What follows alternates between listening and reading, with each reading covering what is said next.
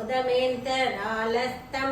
मूलाधारं त्रिकोणकं शिवस्य बिन्दुरूपस्य तानं तत्ति प्रकाशकं यत्र कुण्डलिनी नाम पराशक्तिं प्रतिष्ठिता यस्मा दुर्वर्तते वायु यस्मा अग्नि प्रवर्तते यस्मा दुर्वर्तते बिन्दु यस्मा नादं प्रवर्तते यस्मा दुर्वर्तते हंसो यस्मा दुर्वर्तते मनः युक्ता यदेजो निलगे समुत्थिते पंचात्मके योगगुणे प्रवर्तिते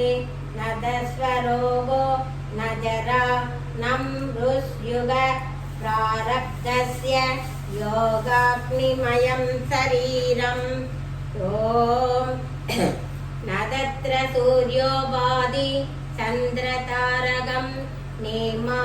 युक्तो वास्तितुदे अयमगि न मे बान्धो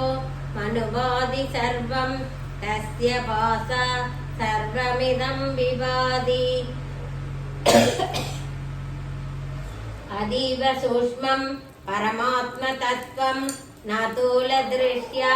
प्रतिभक्तिमर्हति समाधिनत्यन्त सूक्ष्माश्रित्या ज्ञा दिव्यमार्गैरधि शब्दबुद्धभि मूलाधार प्रारब्ध ब्रह्मरन्ध्रपर्यन्तं सूक्ष्मा सूर्यभा तन्मर्किषु तशिकिषु समामृगन्यागस्थो सूक्ष्मा कुण्डलिनी तत्र नमो निवृत्तहि तदर्मणात् सर्वपापनिवृत्तहि निमिषं निमिषातं वा ज्ञानिनो आत्मचिन्तनं क्रतुकोटिसहस्राणां ध्यानमेकं विशिष्यते समाधिनानेन समस्तवासना क्रन्देर्विनाशो अखिल कर्मनाशः अन्तर्बहि सर्वदा एव सर्वदा विस्रोव विस्फूर्ति प्रयत्नस्वात्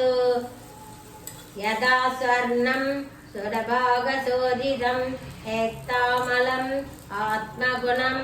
संवृत्सति तदा मनसत्सत्त्व रजो मनोमल तमोमलं रजो सत्त्व रजो तमोमलं